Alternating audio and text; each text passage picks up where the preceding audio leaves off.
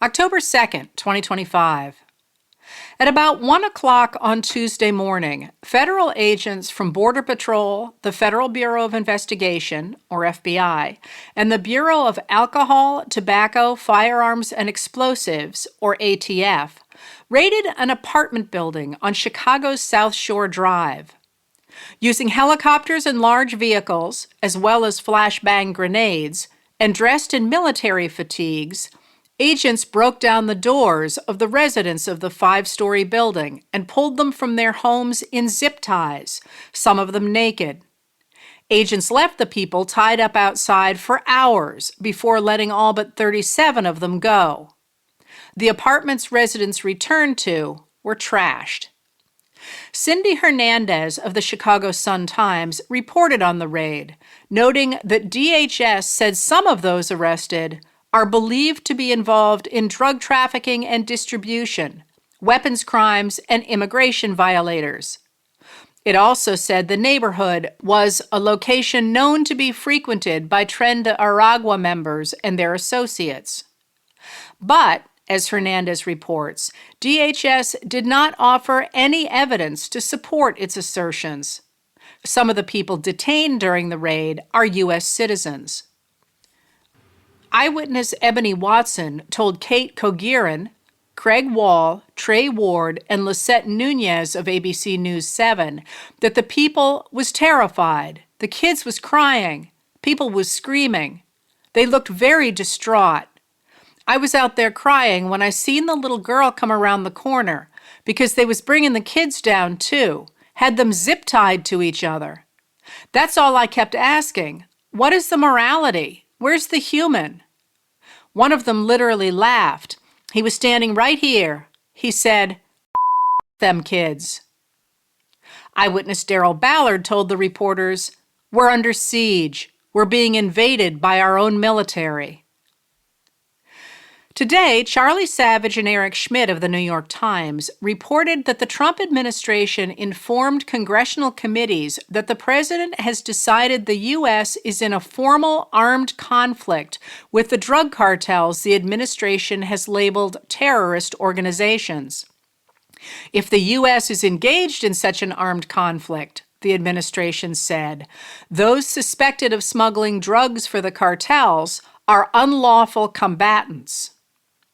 This declaration backfills the administration's justification for striking 3 boats in the Caribbean in September, killing 17. According to international law, Savage and Schmidt explain, in an armed conflict, it's lawful for a country to kill enemy fighters, even when they don't pose a direct threat. This redefinition is problematic, not just because most overdose deaths in the U.S. come from fentanyl from Mexico, not drugs from Venezuela, the home base of the boats the administration struck. Legal experts say that trafficking an illicit consumer product is not the same as armed conflict. It is problematic also because the administration did not identify any of the drug cartels it claims it is engaging in armed conflict, who must be engaged in organized armed combat to be part of an armed conflict. Even more problematic, as retired judge advocate, or JAG, lawyer Jeffrey S. Korn, who was the Army's senior advisor for interpreting the laws of war, told Savage and Schmidt, the administration's declaration is an abuse that crosses a major legal line. This is not stretching the envelope, he said. This is shredding it. This is tearing it apart. Senator Jack Reed, a Democrat of Rhode Island, the highest-ranking Democrat on the Senate Armed Services Committee, posted, every American should be alarmed that President Trump has decided he can wage secret wars against anyone he labels an enemy. Drug cartels must be stopped, but declaring war and ordering lethal military force without Congress or public knowledge, nor legal justification, is unacceptable. The declaration means that the administration is laying claim that the U.S. is in an active armed conflict, which would give the president extraordinary wartime powers. This dovetails with the September 17th demand of DHS that the media and the far left must stop the demonization of President Trump, his supporters, and DHS law enforcement. It also supports Trump's warning to military leaders on Tuesday that we're under invasion from within, no different than a foreign enemy, followed by complaints that Venezuela emptied its prison population into our country, and a vow to straighten out the cities run by the radical left Democrats. That assault is underway now, not only through raids like the one in Chicago on Tuesday, but also by administration figures who are using the government shutdown to hurt Democrats and their constituencies. Independent journalist Marissa Kabas reported this morning that the Department of Education changed out-of-office email replies for furloughed employees from generic messages to ones blaming Democrats for the government shutdown. Leah Feiger and Victoria Elliott of Wired reported that when employees changed their out-of-office responses back to neutral language, the message changed back to blaming the Democrats.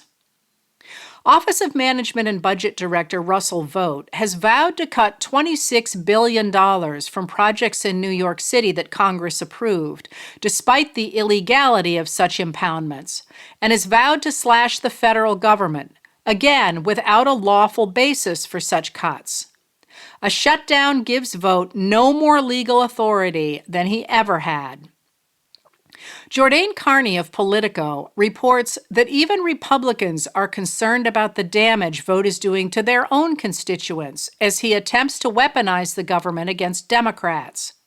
But, as Carney reports, Senate Majority Leader John Thune, a Republican of South Dakota, says the Republicans have no control over what Vought might do.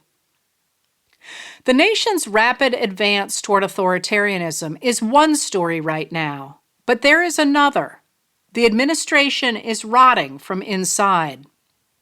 Josh Marshall at Talking Points Memo reports that the groundwork required for the mass layoffs Vought has threatened is not apparent, suggesting the administration is trying to project power it does not have. The Republicans are trying to pin the blame for the shutdown on the Democrats, but Trump is apparently so unstable he is hurting their cause. The Democrats are insisting they will not be complicit in slashing through Americans' health care.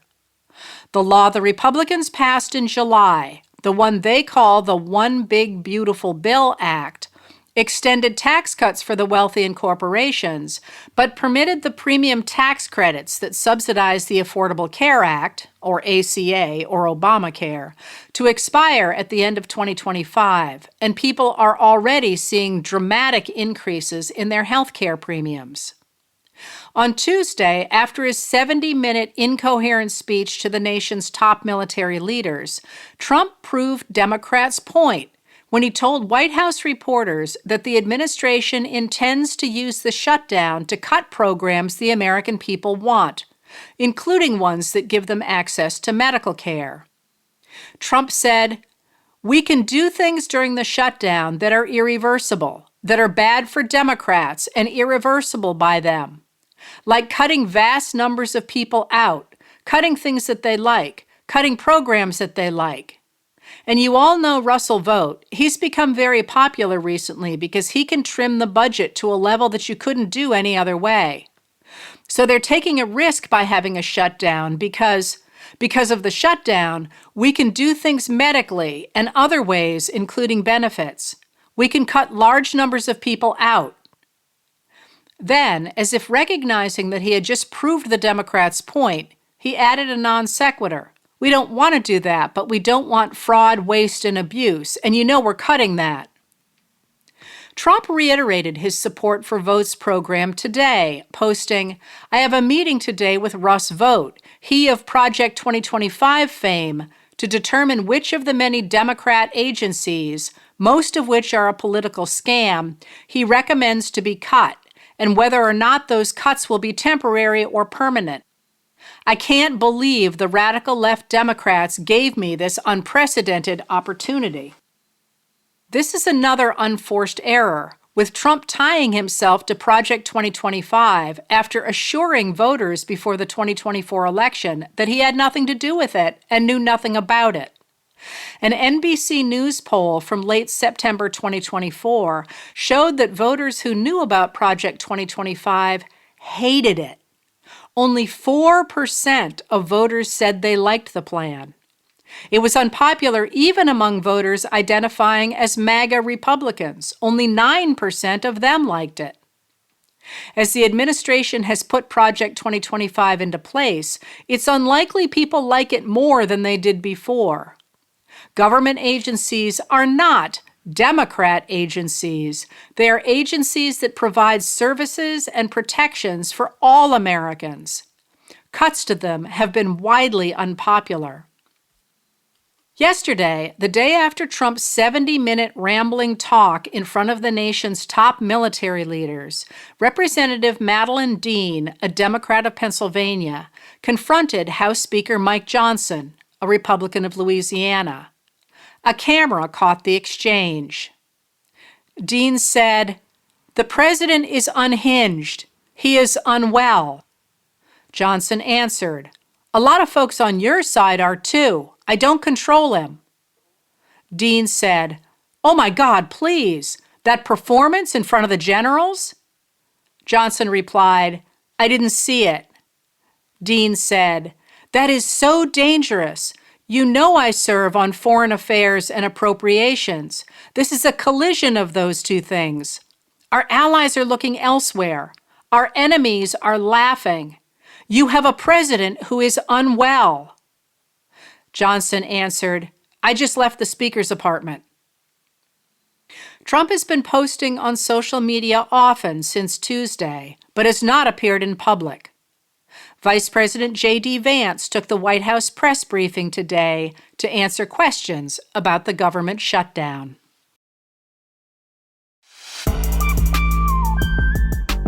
Letters from an American was written and read by Heather Cox Richardson. It was produced at Soundscape Productions, Dedham, Massachusetts. Recorded with music composed by Michael Moss.